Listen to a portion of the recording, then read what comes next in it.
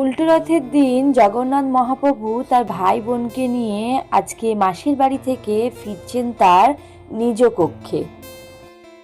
শুভ সন্ধ্যা সকলকে। এখন রেডি হয়ে নিয়েছি, আর এখানে আমার স্যারও রেডি, এদিকে মাও রেডি হয়ে গেছে, ভাই দাদা সবাই রেডি হয়ে গেছে। সবাই মিলে আমরা এখন যাচ্ছি ঘুরতে।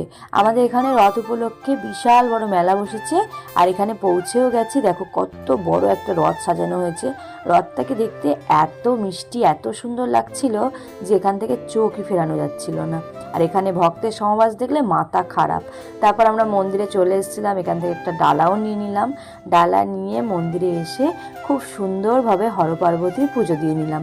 আমাদের এই মন্দিরে মা কালী, হরপার্বতী আর মহাদেব আছেন। তো এখানে খুব সুন্দরভাবে পুজো দিয়ে নিয়ে তারপর আমরা চলে গেছিলাম রাধা গোবিন্দর মন্দির। রাধা গোবিন্দর মন্দিরটাও বেশ সুন্দর। এখানে আসলে মেলা ঘোরার থেকে এই মন্দিরগুলো দেখলে মন এত ভালো হয়ে যায়, অন্য কিছু আর লাগেই না।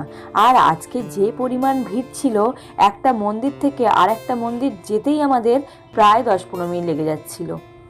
তারপর গেছিলাম আমাদের জগন্নাথ মহাপ্রভুর এই মন্দিরে। এত এত এত ভিড় ছিল, ভিড় ঠেলে আমরা চলে গেছিলাম সামনের দিকে।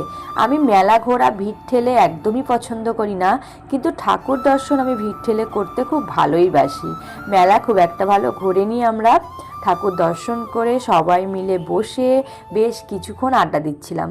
তারপর দেখলাম মহাপ্রভু জগন্নাথ দেব তার ভাই বোনকে নিয়ে ফিরছেন নিজ কক্ষে। এটা দেখার পর এত ভালো লাগছিল, সকল ভক্ত হাঁ করে ওনার দিকে তাকিয়েছিল। তারপর দেখা হয়ে গেছিল বাবাইয়ের দাদার সঙ্গে। দাদাকে নিয়ে বেশ কিছুক্ষণ ওর হুলুস টুলুস চললো।